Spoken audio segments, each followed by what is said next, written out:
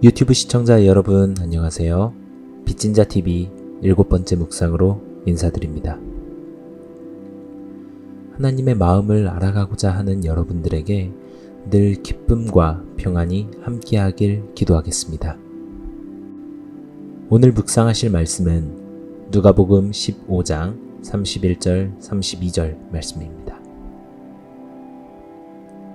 아버지가 이르되 너는 항상 나와 함께 있으니 내 것이 다 너의 것이로되 이 너의 동생은 죽었다가 살아났으며 내가 잃었다가 얻었기로 우리가 즐거워하고 기뻐하는 것이 마땅하다 하니라.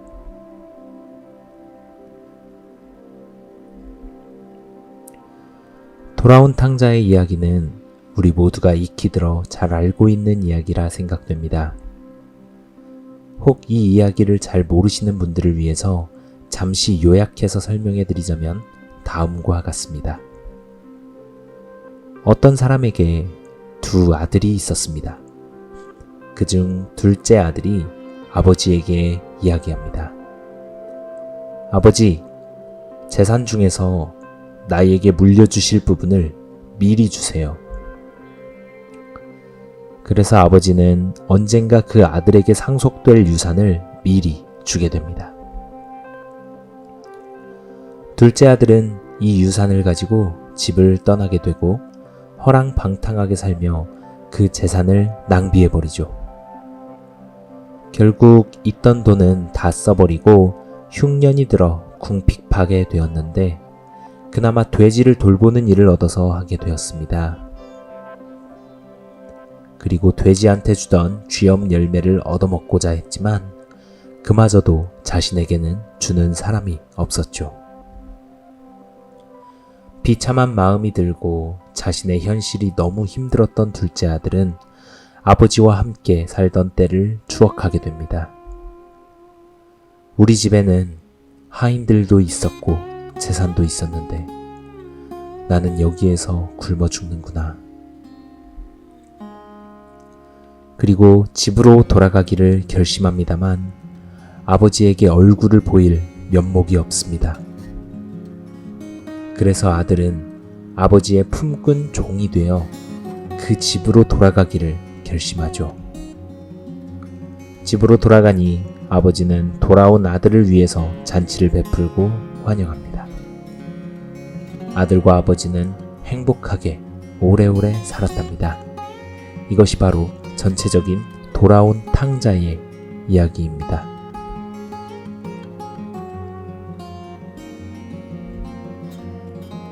훈훈한 마무리로 결말을 맺는 예수님의 이 이야기는 하나님께로 돌아가자는 교훈으로 우리에게 설교가 되곤 합니다.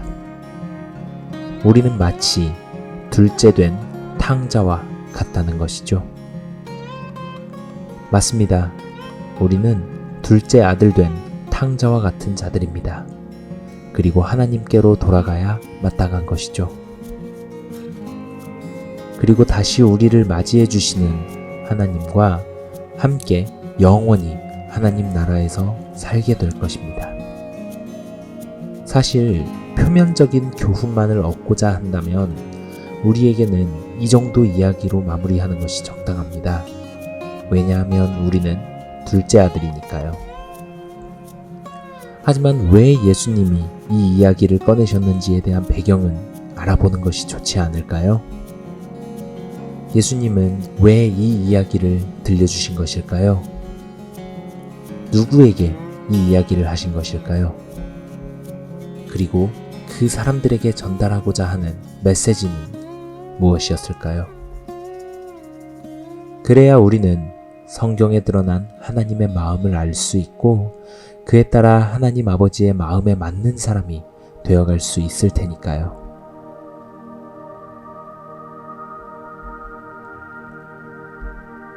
누가복음 15장의 처음을 주목해 볼까요?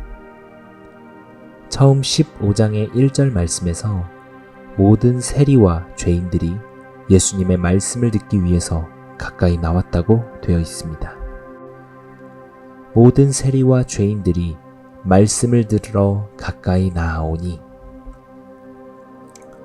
예수님은 세리와 죄인들과 함께 모여 식사도 하시며 복음을 전파하셨죠. 그러다 그 모습을 보고 바리새인과 서기관들은 수군거리기 시작합니다. 요점은 그것이었죠. 왜 저 사람은 죄인들과 함께 어울리는가? 즉, 죄인들과 함께 어울리며 그들에게 복음을 전하는 것은 옳지 않다는 것이었겠죠. 하나님 나라에 대한 복음과 좋은 소식, 구원의 기쁨은 그동안 의롭게 행하던, 하나님의 말씀을 잘 지켜 행하던 바로 우리들에게 주어져야 하는 것인데, 죄인들과 세리들에게 그 가르침을 전파한다? 그렇다면 그는 메시아일 리가 없다고 생각하는 것입니다. 그런 그들에게 예수님은 입을 열어 세 가지의 이야기를 들려주시는 것입니다.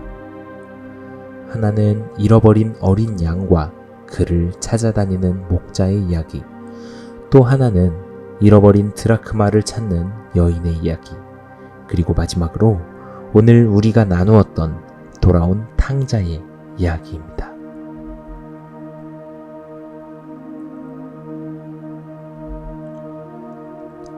바리새인과 서기관들은 이해할 수 없었습니다. 왜 당신은 메시아라면서 열심히 그리고 꾸준히 종교 생활을 하며 거룩하게 생활하고자 했던 우리들이 아닌 죄인들에게 하나님의 구원의 복음을 전파하고 가르치시는 것입니까? 죄인들은 심판해야 마땅한 것이죠. 사실 듣고 보면 그들의 말에도 일리가 있습니다. 착한 사람은 복을 받고 나쁘게 살아온 사람은 벌을 받는다. 유대인의 입장에서 예수님이 메시아라면 그동안 열심히 하나님의 말씀을 지키며 성실하게 살아온 바리새인과 서기관을 칭찬하고 율법을 지키지 못한 죄인과 세리들은 책망하고 훈계하고 심판을 내리셔야 마땅하죠. 그런 그들에게 예수님은 이야기를 들려주시기 시작합니다. 옛날에 어떤 사람에게 두 아들이 있었다.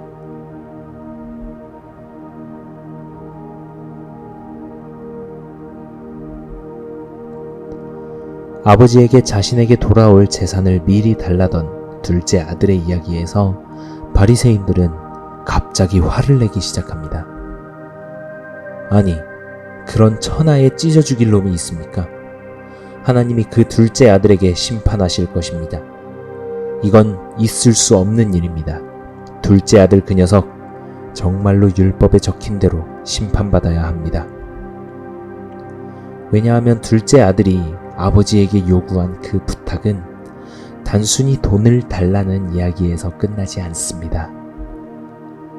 왜냐하면 아버지가 살아있을 때에 그 재산을 상속받는 것은 유대 사회에서는 납득되기 어려운 광경입니다. 유대인의 문화에서 설명하자면 비록 아버지가 생전에 자식에게 물려줄 재산을 미리 정해놓았다 하더라도 자식은 그 재산에 손을 댈 수 없었으며 이를 주장하는 것은 아버지에 대한 큰 모독이라고 합니다. 즉, 아들은 아버지에 대해서 당신을 살아있는 사람으로 보지 않겠습니다. 이제는 부모와 자식 간의 연을 끊고 이 집을 떠나겠습니다. 라는 선언을 한 것이죠. 이런 패역한 아들에 대해서 율법은 이렇게 명령합니다. 사람에게 완악하고 패역한 아들이 있어 그의 아버지의 말이나 그 어머니의 말을 순종하지 아니하고 부모가 징계하여도 순종하지 아니하거든 그 성읍의 모든 사람들이 그를 돌로 쳐 죽일지니 이같이 내가 너희 중에서 악을 제하라. 그리하면 온 이스라엘이 듣고 두려워하리라. 그러니 이 이야기를 들은 바리새인과 서기관들은 분노에 치밀어 올랐던 것입니다. 그런데 예수님은 그렇게 분노하시는 바리새인과 서기관에게 그저 이야기를 이어가십니다. 이에 그 아버지는 둘째 아들이 원하는 대로 재산의 반을 주고 아들은 떠나갔다. 유대인들은 어이가 없었습니다.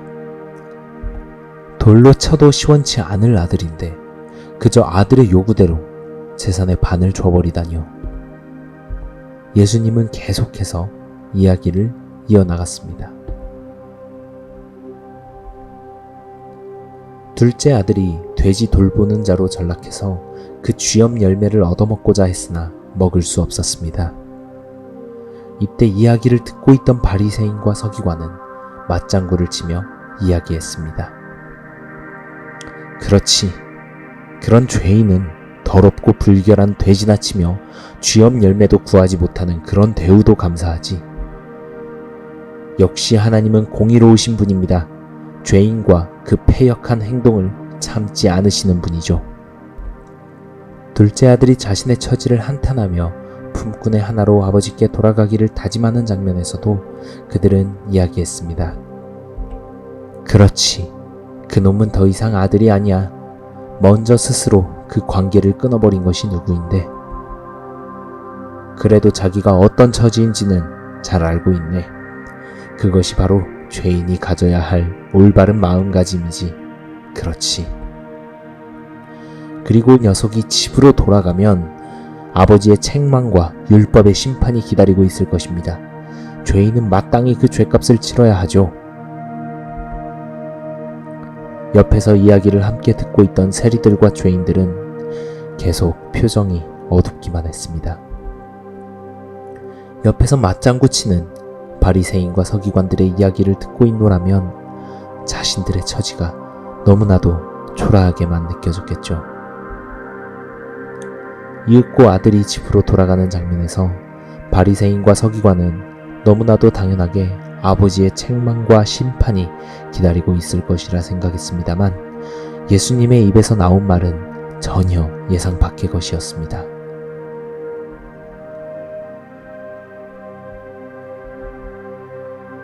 아버지는 보이지도 않을 만큼의 거리에서 아들을 먼저 보고는 즉시 달려나갔습니다. 매일같이 혹 오늘은 오지 않을까 마을 밖을 서성이며 저 먼 허공을 바라보곤 했던 아버지였습니다. 그리고 누군가 지나갈 때마다 흠칫 놀란 뒤에는 실망하는 모습의 연속이었겠죠. 그런 그가 오늘만큼은 멀리에서 보이는 아들을 보고는 감격에 차서 달려나갑니다. 아들아, 내 아들아. 그리고는 둘째 아들을 끌어안았습니다. 허름하고 독한 냄새가 나는 아들의 차림새가 곱게 차려입은 아버지의 옷차림과는 너무나도 대조적이었습니다. 아버지는 아들의 볼에 얼굴을 맞대고 눈물을 흘리며 그저 아들의 이름을 부를 뿐 다른 어떤 말도 하지 않았습니다.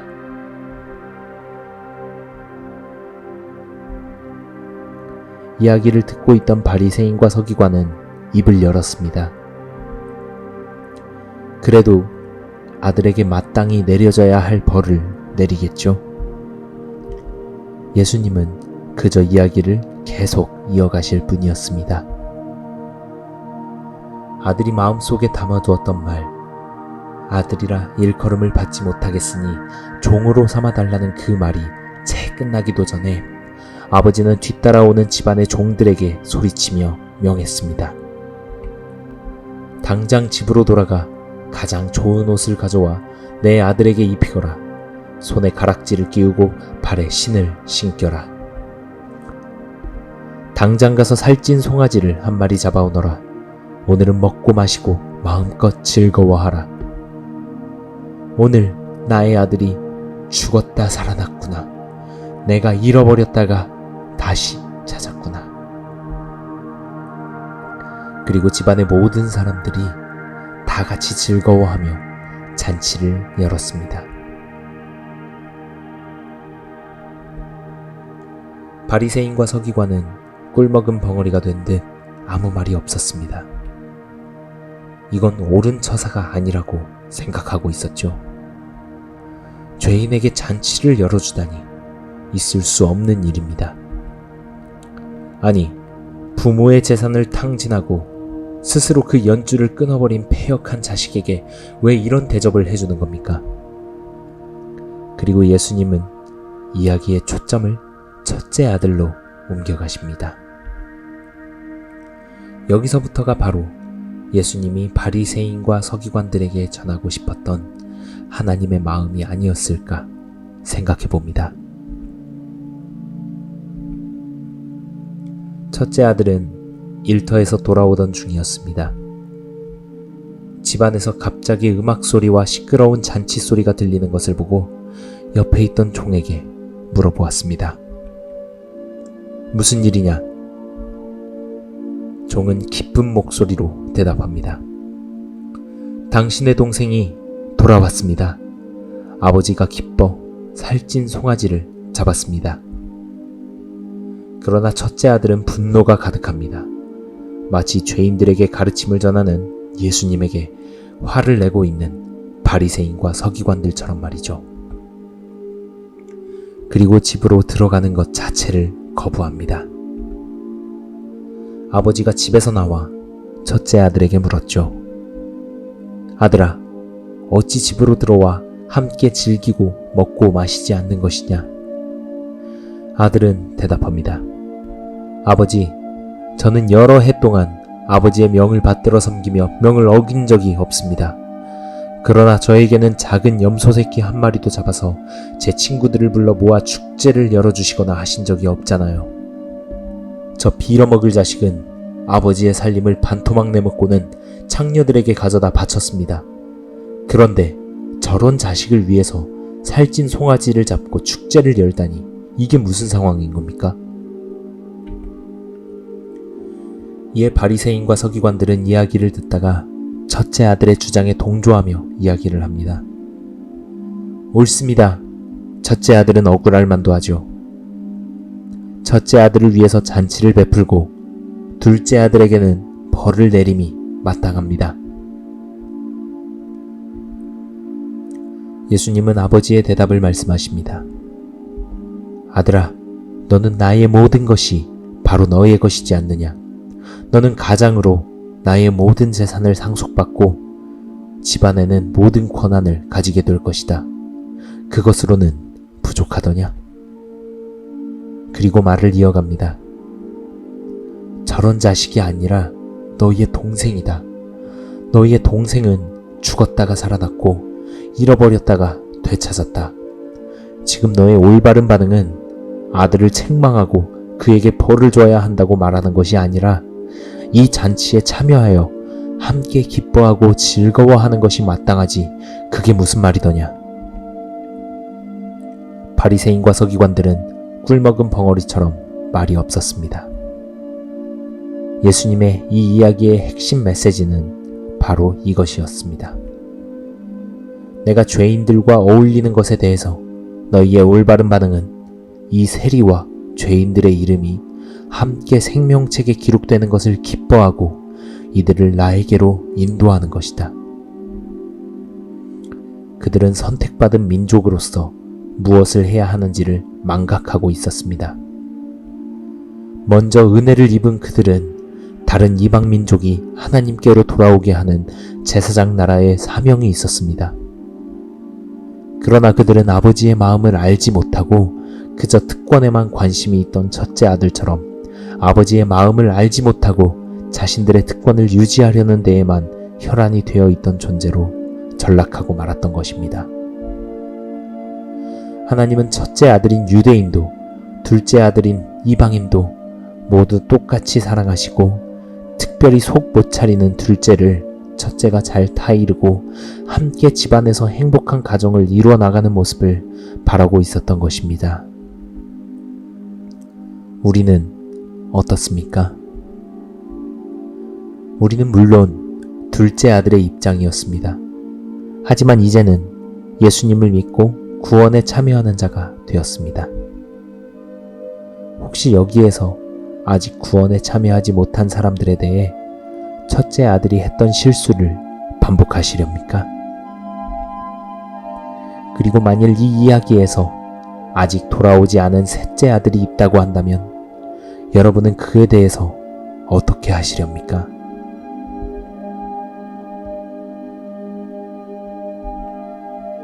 하나님은 모든 사람이 구원을 받으며 진리를 아는 데 이르기를 원하시느니라. 지금도 잃어버린 모든 자녀들이 아버지의 품으로 돌아오길 기다리시는 하나님의 마음을 우리는 알아야 합니다. 오늘 묵상은 여기까지입니다. 댓글로 많은 의견 남겨주시고 좋아요와 구독, 알림 설정은 큰 힘이 됩니다. 빛인자TV 시청자 여러분 모두 평안하세요. 샬롬.